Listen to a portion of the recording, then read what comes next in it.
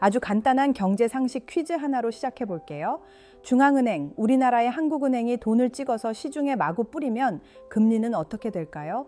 초등학생도 알만한 답이죠. 당연히 내려가야 합니다. 세상에 돈이 흔해지니 돈의 가치이자 돈을 빌리는 값인 금리는 떨어지는 게 정상이에요.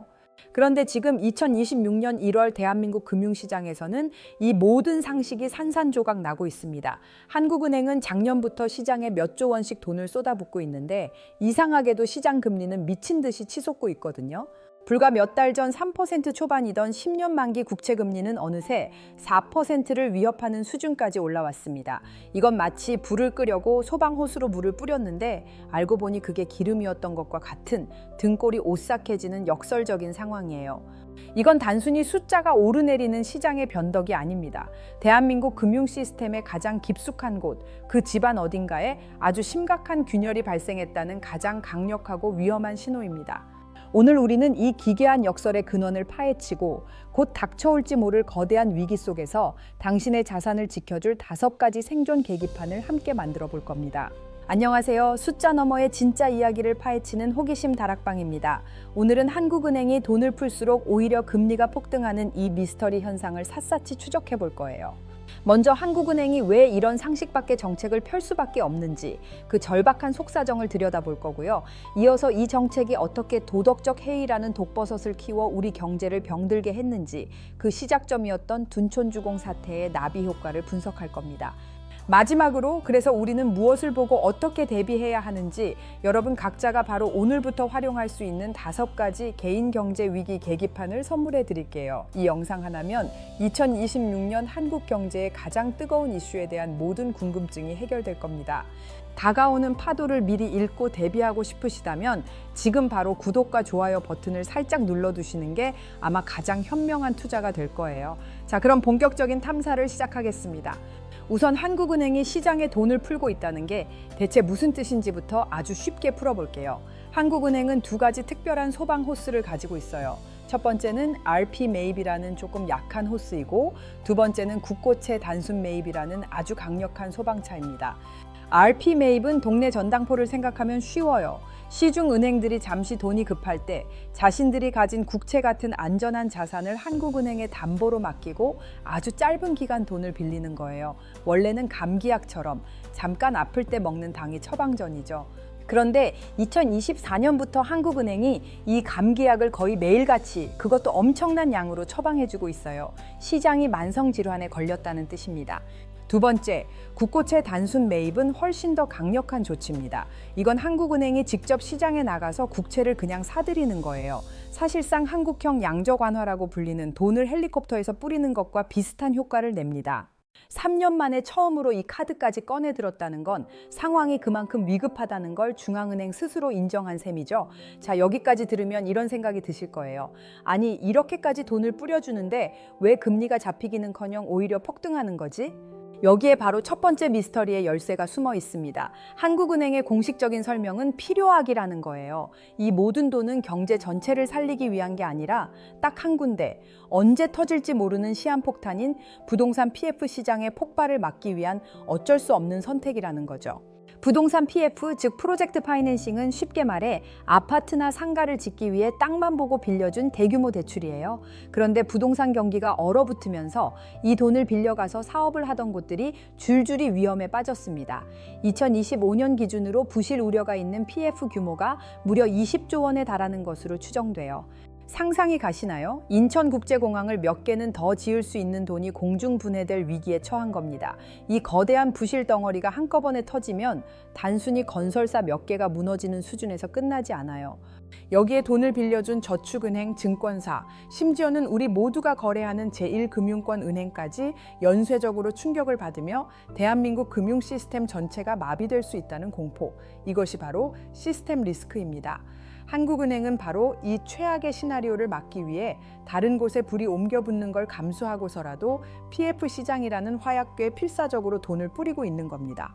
하지만 시장의 똑똑한 돈, 특히 외국인 투자자들의 시선은 완전히 달라요. 그들은 한국은행의 이런 필사적인 움직임을 보고 안도하는 게 아니라 오히려 이렇게 생각하는 겁니다. 아, 저기 상황이 우리가 생각했던 것보다 훨씬 더 심각하구나. 저렇게 인위적으로 돈을 찍어내지 않으면 안 될 정도로 내부가 썩어가고 있구나. 결국 한국은행의 정책은 시장의 안도감이 아닌 더 깊은 불안감과 의심을 심어준 셈입니다. 그 불안감이 바로 위험 프리미엄이라는 이름으로 국채 금리에 추가로 붙어버린 거예요. 한국이라는 나라의 채권에 투자하는 게 더 위험해졌으니 더 높은 이자를 내놓지 않으면 돈을 빌려줄 수 없다는 시장의 차가운 요구인 셈이죠. 불을 끄려던 소방수의 물이 시장 참여자들에게는 오히려 위험을 알리는 기름 냄새로 느껴졌던 겁니다. 그런데 이 위험한 정책은 단순히 금리만 올리는 데서 그치지 않았습니다. 더 무서운 건 우리 경제의 면역 체계 자체를 파괴하는 도덕적 해이라는 아주 위험한 독버섯을 키워냈다는 점입니다. 도덕적 해이라는 말이 조금 어렵게 들릴 수 있는데요. 아주 쉬운 비유를 들어볼게요. 만약 여러분이 아이를 키우는데 아이가 넘어져도 다치지 않게 집안 모든 곳에 푹신한 안전 매트를 깔아준다고 상상해 보세요. 그럼 그 아이는 조심해서 걷는 법을 배울까요? 아니면 넘어져도 괜찮아 하면서 더 과감하게 뛰어다니다가 결국 매트가 없는 곳에서 더 크게 다치게 될까요? 지금 한국은행과 정부가 깔아주고 있는 유동성 공급이라는 매트가 바로 그런 역할을 하고 있습니다. 사업성이 떨어져서 진작에 정리되었어야 할 부실한 건설 프로젝트들이 중앙은행이 꽂아주는 링거 덕분에 좀비처럼 연명하고 있는 거예요. 돈을 빌려주는 금융기관들 역시 마찬가지입니다. 아, 좀 위험해 보이는 곳에 투자해도 괜찮아. 문제가 생기면 어차피 정부와 한국은행이 구해주겠지라는 강력한 믿음, 즉 대마불사 신화가 생겨버린 거죠. 그렇다면 이 끔찍한 전염병은 대체 어디서부터 시작된 걸까요? 많은 전문가들은 그 시작점을 바로 2022년의 둔촌주공 사태로 지목합니다. 아마 기억하실 거예요. 대한민국 역사상 가장 큰 재건축 사업이었던 1만 2천 가구 규모의 이 거대 프로젝트가 공사비 문제로 공사를 중단하면서 대한민국 전체를 공포로 몰아넣었던 바로 그 사건 말입니다. 당시 시장의 원칙대로라면 어떻게 되었어야 할까요? 사업성이 악화된 프로젝트는 고통스러운 구조조정을 거치는 게 맞습니다. 손실을 볼 사람은 보고 책임질 사람은 책임지는 과정. 이것이 바로 자본주의 시장이 스스로 건강을 회복하는 자정작용입니다. 그때가 바로 우리 경제에 퍼지기 시작한 부실의 고리를 끊어낼 수 있었던 마지막 골든타임이었어요. 하지만 우리는 정반대의 길을 선택했습니다.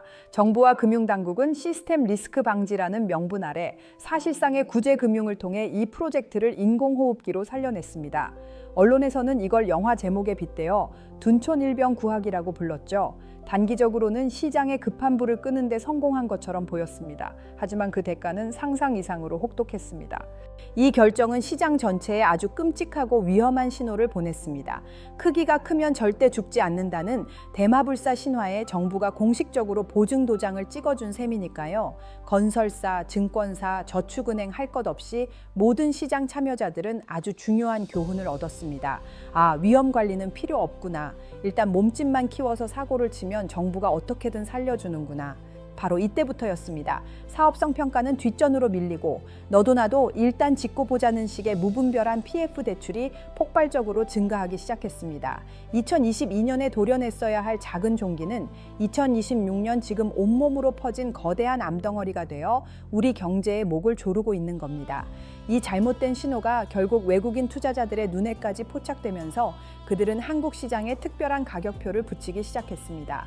최근 미국이나 독일 같은 다른 선진국들도 금리가 오르고는 있어요. 하지만 유독 한국의 장기 금리는 그들보다 훨씬 더 가파른 각도로 치솟고 있습니다. 왜일까요?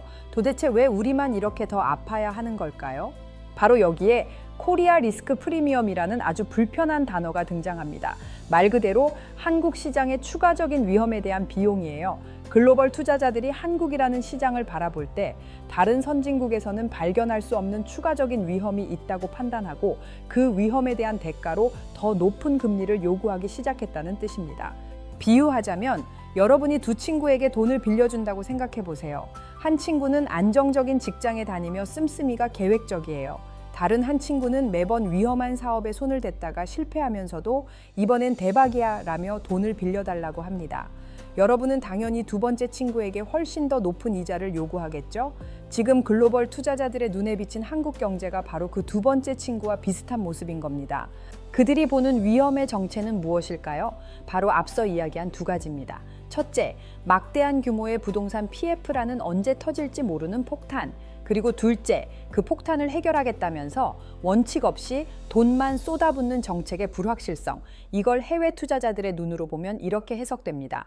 한국 경제는 지금 거대한 폭탄을 안고 있는데 폭탄 해체 전문가를 부르는 게 아니라 일단 테이프로 칭칭 감아서 시간을 벌고 있구나. 저러다 터지면 어떡하지? 이 불안감이 고스란히 금리에 반영되는 겁니다. 외국인 투자자들은 한국 국채를 팔아치우거나 혹은 팔지 않더라도 훨씬 더 높은 이자를 주지 않으면 투자할 수 없다고 버티는 거죠. 그 결과가 바로 다른 나라들보다 더 가파른 금리 폭등으로 나타난 겁니다.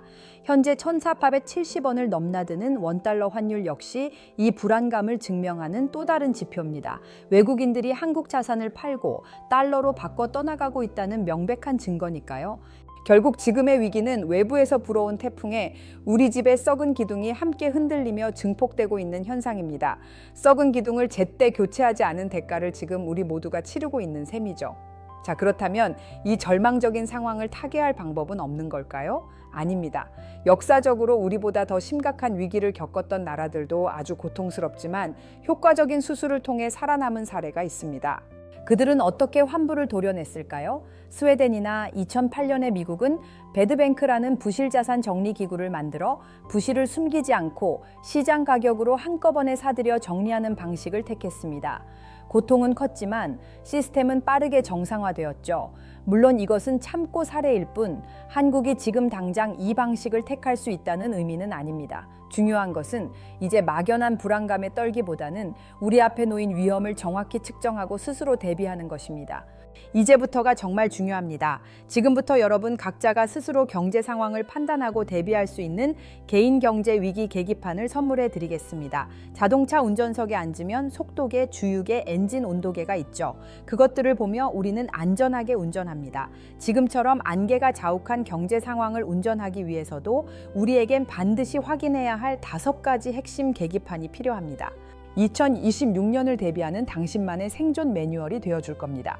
첫 번째 계기판, 국고채 10년물 금리입니다. 이것은 위험의 예고편입니다. 우리가 지금까지 계속 이야기해온 바로 그 지표죠. 현재 이 금리는 3%대 후반에서 4%를 넘보고 있습니다.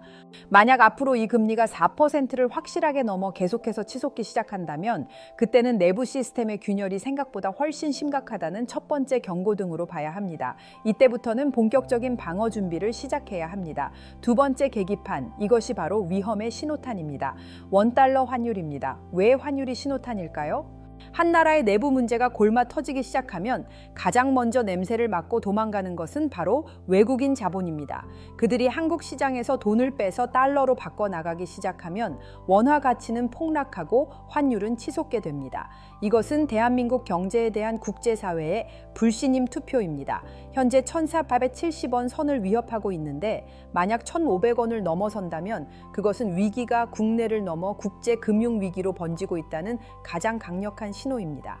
세 번째 계기판은 우리 방어선의 체력을 보여주는 외환 보유고입니다. 환율이 폭등하면 중앙은행인 한국은행은 금괴 쌓아둔 달러를 풀어서 원화 가치를 방어합니다. 외환 보유고는 바로 이 방어 작전에 쓰이는 실탄, 즉 총알입니다.